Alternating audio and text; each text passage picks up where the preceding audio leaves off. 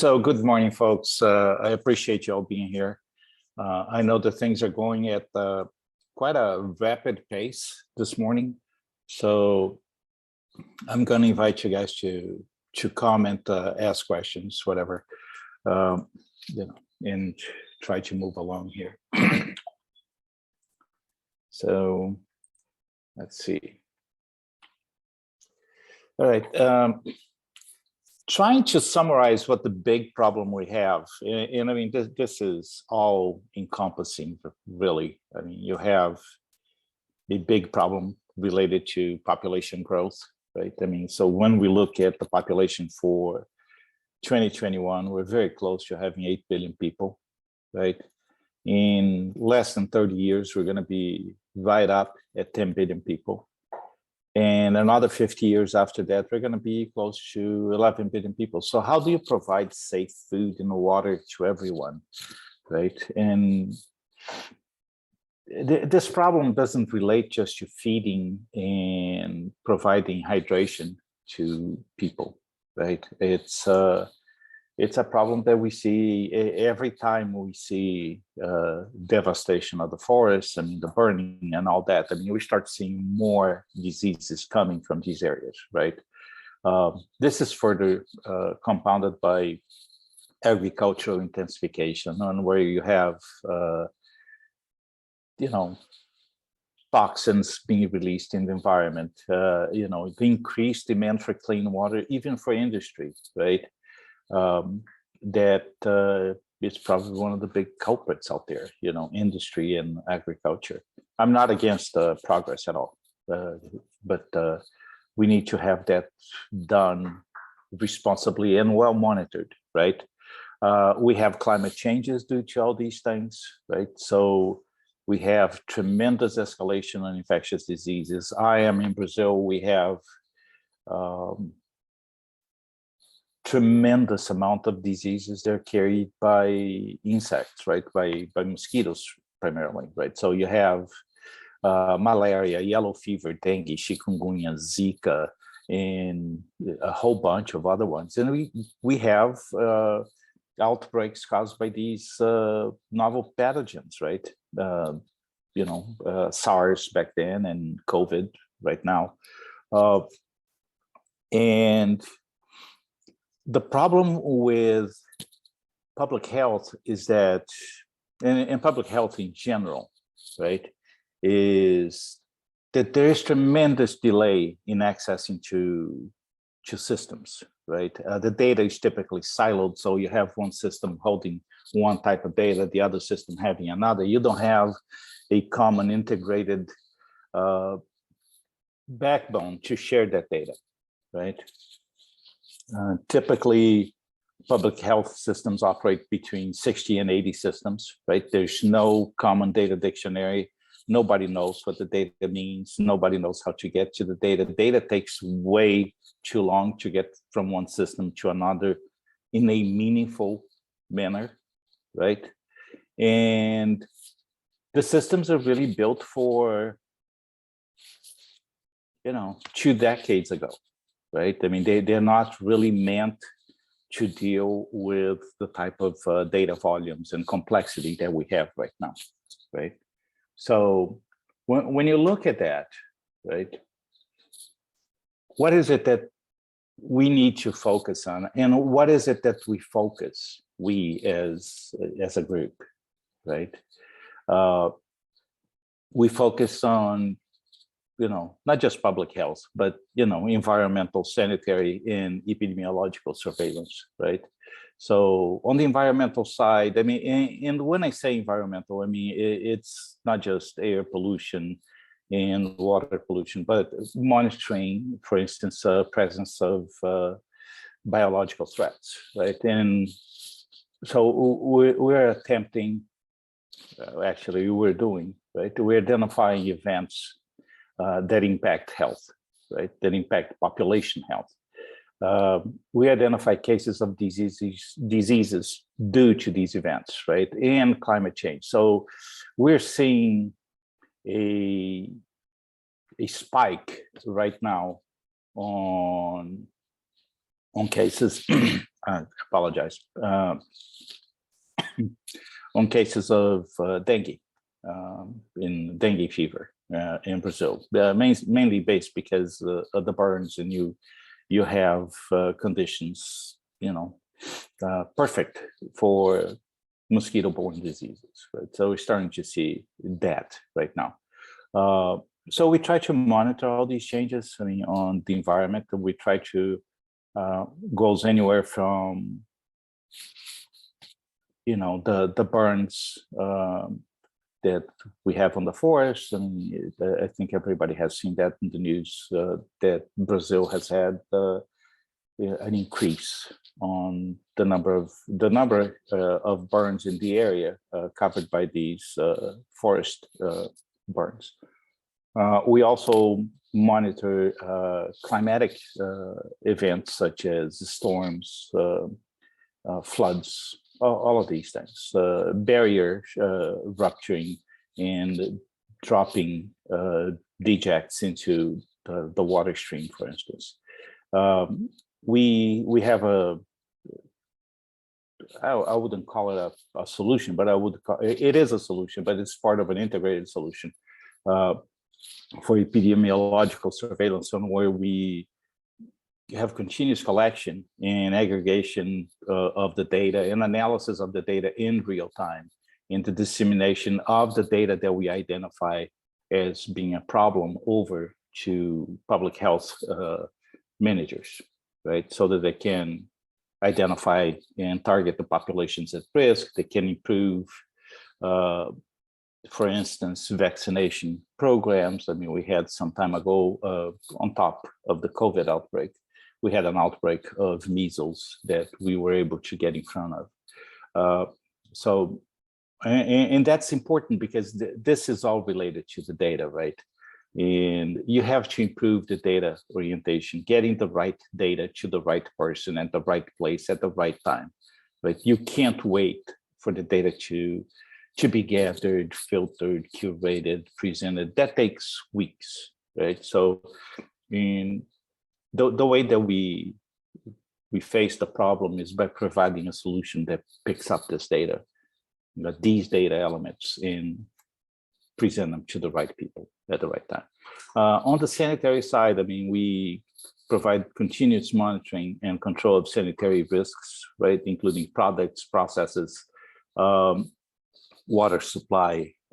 We had an outbreak, not an outbreak, but we had some rains some time ago in second largest city in Brazil that caused contamination of the water supply system. So by monitoring these, I apologize here. These are my dogs. Stop. Sorry about that, guys. Where was I? Yes, identifying these climatic conditions and identifying the risk, the increased risk, and being able to identify, manage, and mitigate the risk to public health, right? So our mission really for public health is to improve early warning information systems, right?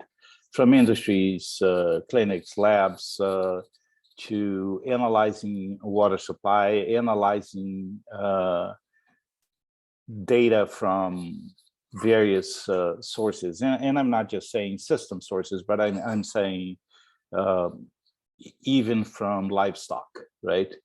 And increasing the coverage. We're constantly evolving our solution to increase coverage of public health data, right? So we acquire data from a lot of systems and we integrate, right? So we keep track of toxins, any biological threats, any unintentional injury, food safety solutions that monitor really pretty much from farm to fork, tracing back every element of the data of the supply chain, all the way from the grower to the consumer's plate, right?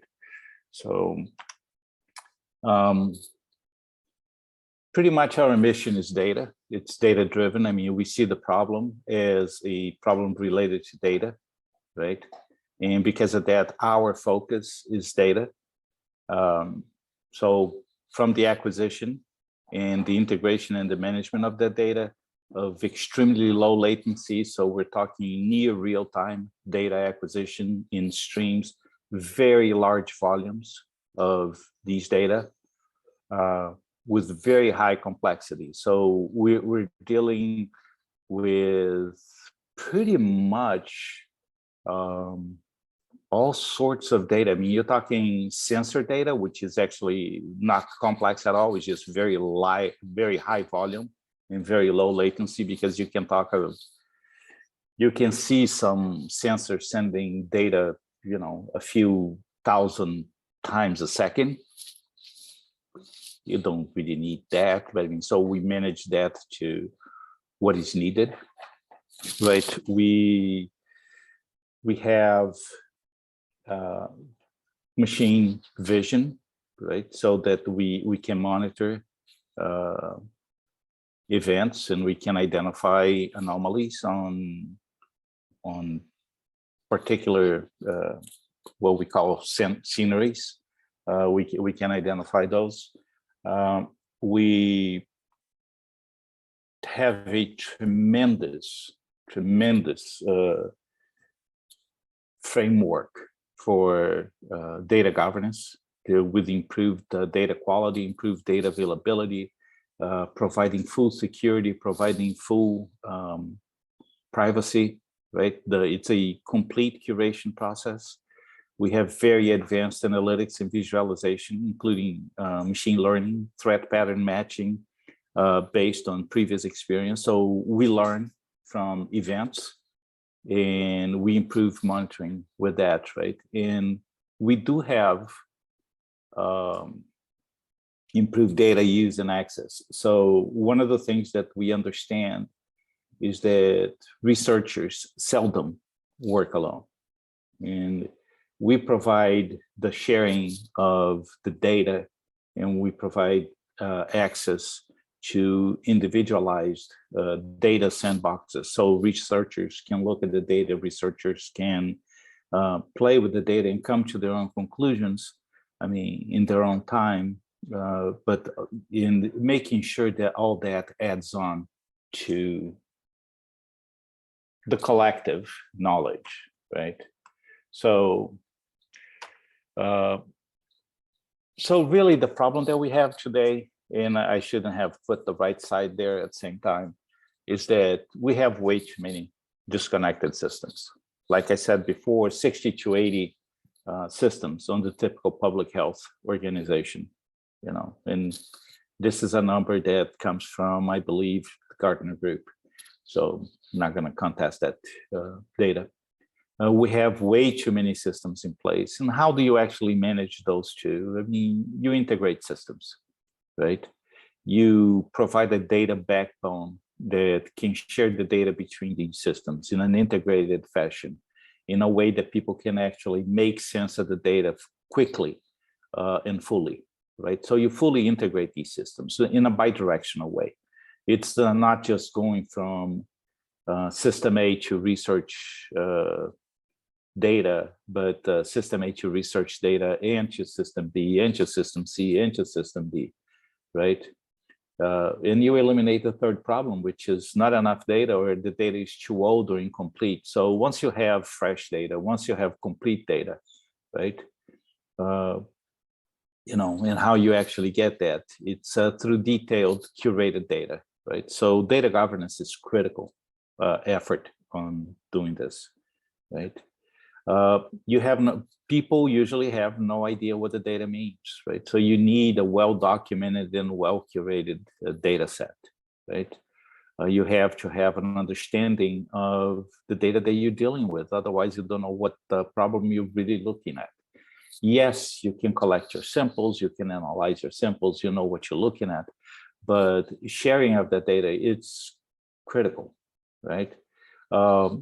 Part of what we find is that inspections are too few and too far in between, right? Inspections, and let's just talk about water supply or sewage treatment plants, right? Or factories that provide that dump dejects into the water stream, right? So inspections can't really just occur once a year or when you have a complaint. You have to have the inspections occur when they're needed, when they're necessary. And these inspections need to happen based on need, based on risks. So we monitor a whole bunch of data assets, right? And the other big problem that public health agencies deal with, right, it's that they don't really have enough qualified personnel to perform the inspections, and they don't have enough time, right, to deal with it.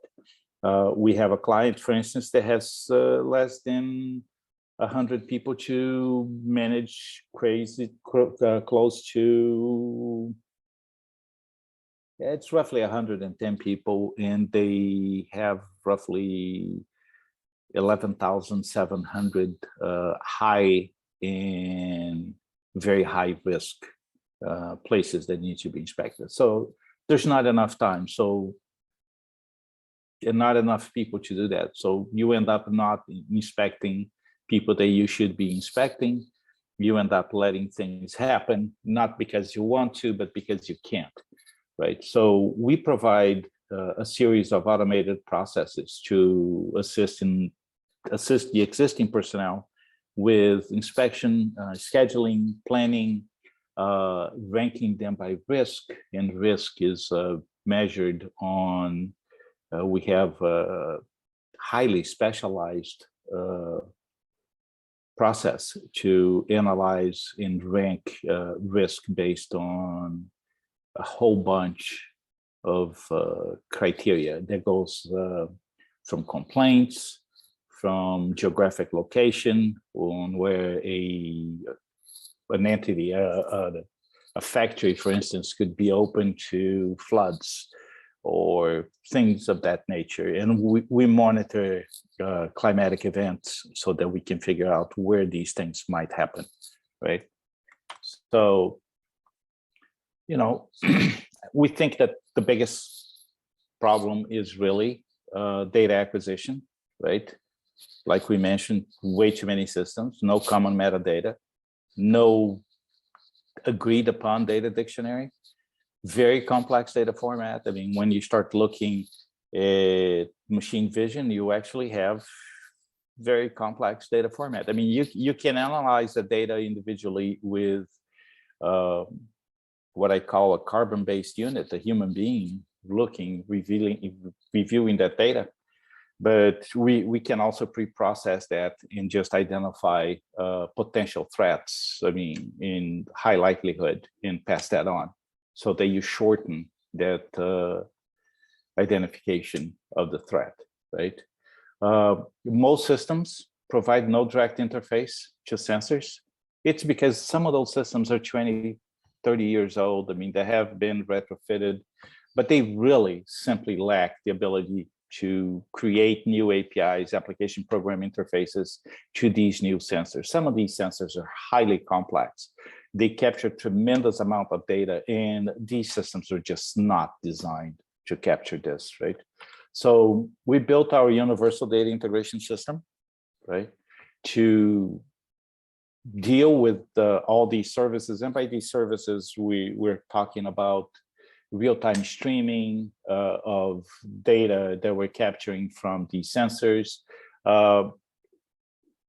data capture and, you know, capturing and pushing data, pulling and pushing data to systems, right, in either real time or batch mode. It's a cloud-based solution, so it's very easy to deploy, very quick, right? Deployment of something like this is really a couple weeks. A fairly extensive data dictionary that can be extended, a very capable business rules engine, right? And on the right side, what you're going to see is what we call our Sentinel engine, which is provides an analytics engine. It provides artificial intelligence, machine learning engine built in, an open data engine that you can share your data with other researchers, that you can just make that data available so that people can come in and look at your data and have a second opinion on it. And with that, we created an open data gateway. So it's data from any system back into any other system, right? So typically we have APIs that are built in ours, right? Very, very simply. It's so we can deal with these sensors very quickly, right? So we build it in hours instead of weeks, right? The most organizations actually spent weeks building an API, right? When they have people to do that, right? Otherwise, they have to rely on the vendor to provide, and that may take months, right? We have the ability, because of that type of data infrastructure, we have the ability to handle unlimited data streams in real time and near real time, right? It's actually near real time because we have a fully distributed database. So, the solution that's applied in one country is the same solution or a slightly modified solution that's applied in another, and data can be exchanged if there is an agreement in place for research, for instance. We have a blockchain to assure integrity of inspection, so inspection results and data cannot be modified without being tracked. It can be modified, but it is tracked, and you know who, when, why things are changed. You have a direct connection to industry standard tools. So basically, if you want to run your analysis on Excel or Power BI or Alteryx or Tableau or MicroStrategy, we really provide this data infrastructure and some tools, right? Obviously, we provide the tools, but you can use any data manipulation tool. We provide a full end-to-end master data and master reference data management, right? In a complete data curation and data governance program built in with the tool. So it's relatively complete when it comes down to data, right?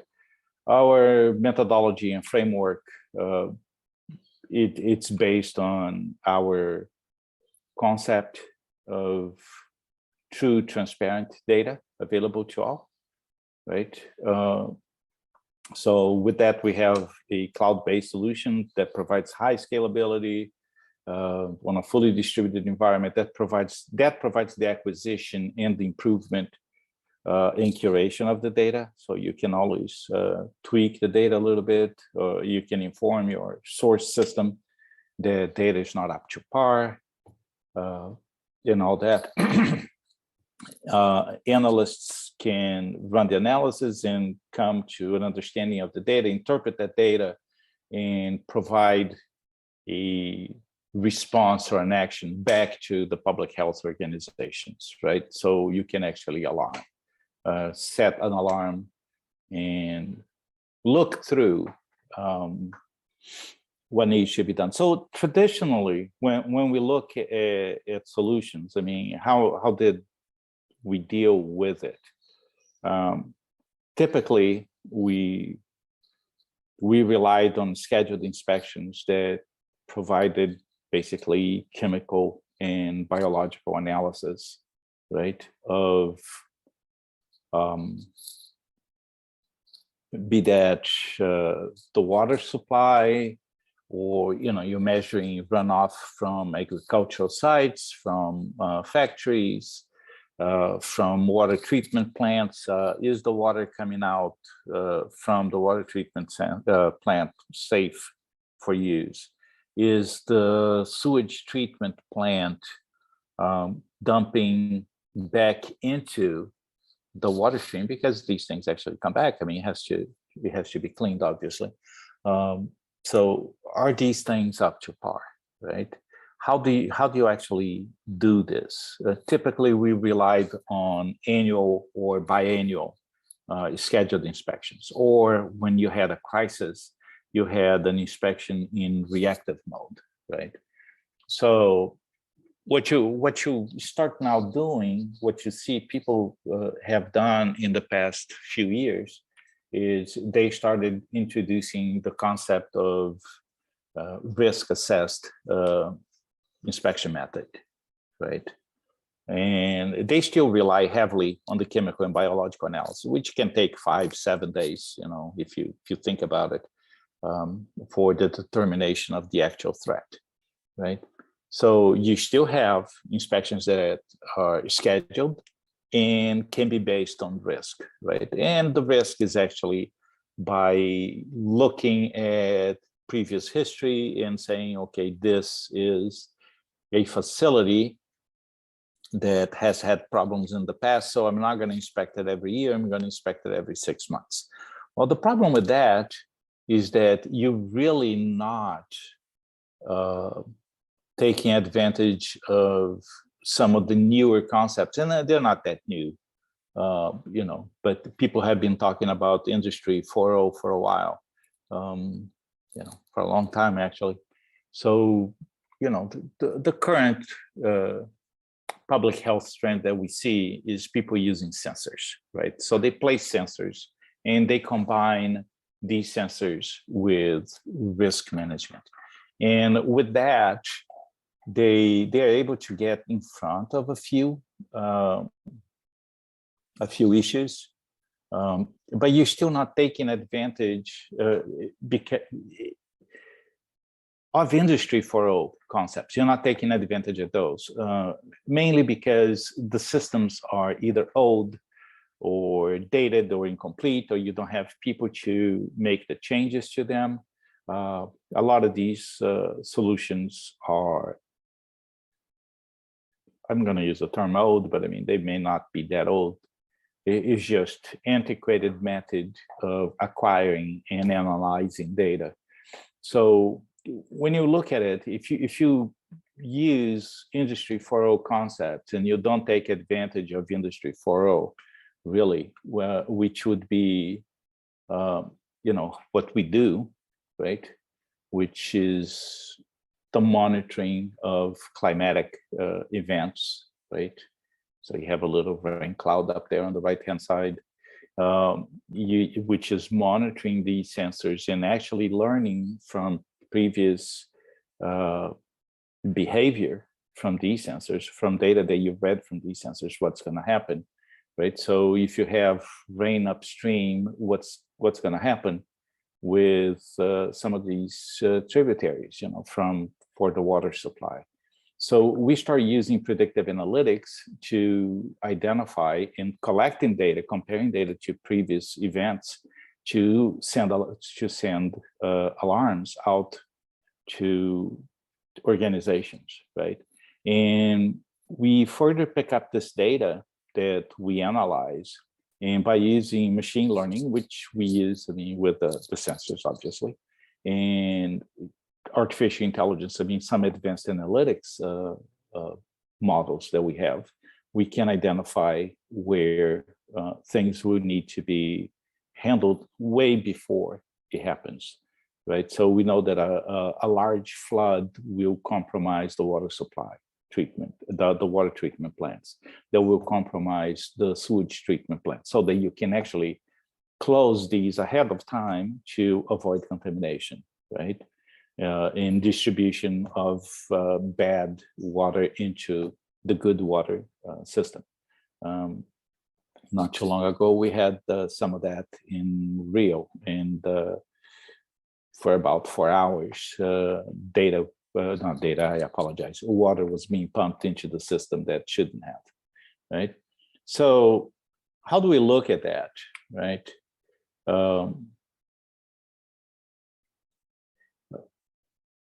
We have to have the ability to share data and data sandboxes between researchers and other public organizations, so people can learn and can understand some of these things. We have to provide connectivity to existing systems, to new systems. So like I said, we have to provide a standards-based and a fully distributed compute capacity, to compute and storage capacity to pretty much anybody that needs access to it. We have to have this universal data integration framework. This framework has to be open, and it has to provide connection between systems, not just the source systems, right? But use a solution, any solution, really, right? Obviously, ours would be better, but any solution to provide all these systems with a data hub from where they can start push data into and pull data from, right? Data that has been normalized, harmonized, fully integrated, fully curated, and you understand where the data came from. You understand the quality issues of the data, all of that, so that you can, you know, share this data, make sense of the data you have, right? And we take a different approach, right? Because we are constantly evolving solutions. So we take input from our users, from our researchers, from public health organizations. And we're a user and need-driven solution, right? We have very advanced research in data integration. So when you look at the Universal Data Integration Framework, that's something that came out from years of working with people. And we built the system that basically pulls data from anywhere and pushes it into anything, right? For sharing and data visualization. And we have a very advanced research in data visualization, including augmented reality and virtual reality, so that you can actually have very advanced analytics and data visualization on a solution that allows you to have an immersive view of your data. You can actually jump into your data and analyze the multiple data points, so you know exactly what's happening with different sensors, different regions, different sewage treatment plants, different water treatment plants, atmospheric measurements, temperature, humidity, wind, all of those things measured collectively, put together, so that you can take advantage of that in the future by identifying the threat of other things happening. And that's really the big advantage of these Industry 4.0 concepts, is that you have now predictive analytics, you have cognitive analytics, so that you can actually start running through reports and understanding, or have a machine actually provide you precognitive information around events that are about to happen, right? So with that, I come to an end. So if you have questions, if you need information, if you want ideas, by all means, just reach out. The emails are out there, the telephone, just realized the US number is wrong, but I'll fix it quickly and before I send it out. Just feel free to reach out, feel free to contact us, and we'll be glad to send you any information you might have a need of.